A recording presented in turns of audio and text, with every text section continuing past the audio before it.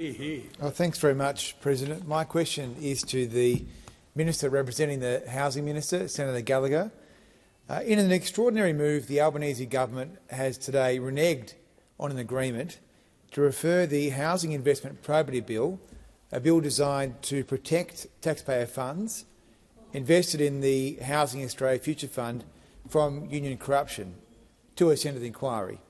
The disgraced CFMEU has 3 members on the CBUS board, which has funneled money back to the CFMEU, who have ultimately given more than $6 million to Labor. Minister, are the cosy ties between CBUS, the CFMEU and Labor the reason for the government opposing probity, transparency or safeguards to protect taxpayers and superannuation investors? Thank you, Senator Bragg. Minister Gallagher. Thank you, President. And I think earlier this morning, and I thank Senator Bragg for the question, we sought to defer consideration of that, the referral of that bill. So, I mean, that is a matter that will remain before the Selection of Bills Committee. In relation to the Housing Australia Future Fund, I can advise the Senate that applications for that fund have been overwhelmingly positive. It is something that the housing sector more broadly is responding to and putting applications in. So, including, I think those opposite that voted against the HAF are pretty much the only people in Australia that think the HAF is a bad idea.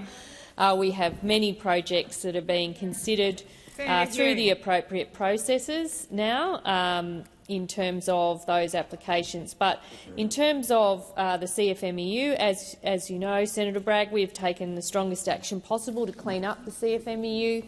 You've been part of that debate this week. We've passed the legislation to give the Minister power to put the construction division of the CFMEU under the control of an administrator, and we have made it clear that there is no place for criminality, corruption, thuggery, bullying or intimidation in any workplace in Australia, and that's why we brought legislation on to fix it.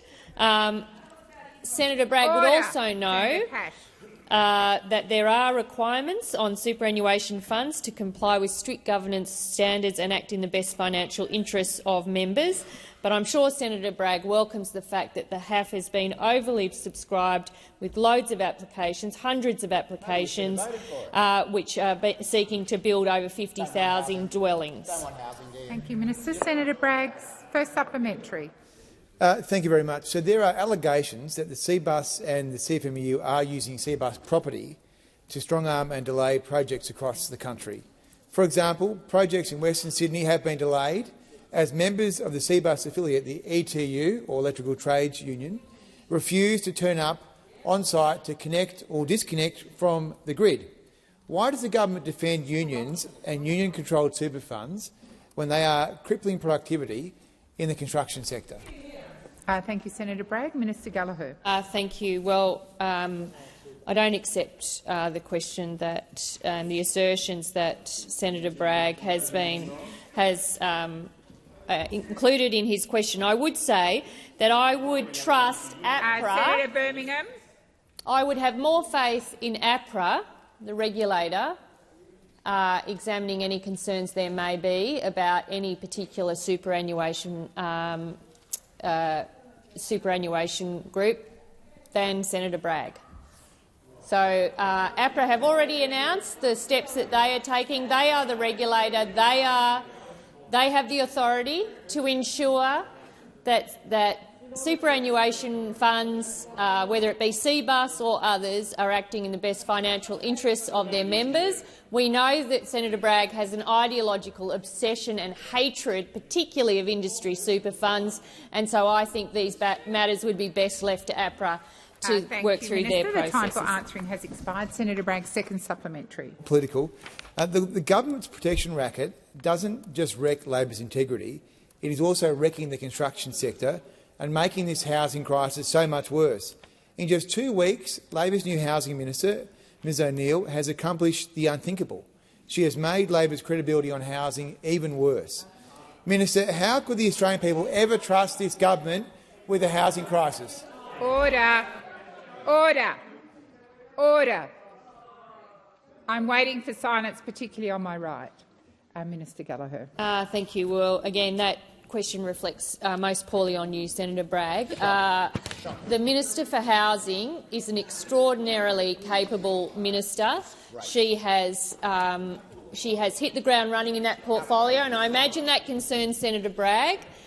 She is out there examining how we can ensure that all of our policies are implemented, the $32 billion that we are putting in place, all of the measures that you have blocked in this place, that you have sought to delay, frustrate, and then you have the nerve to come in here and complain about housing. You didn't care about housing when you were in government. 10 years of ignoring housing. 10 years of ignoring it.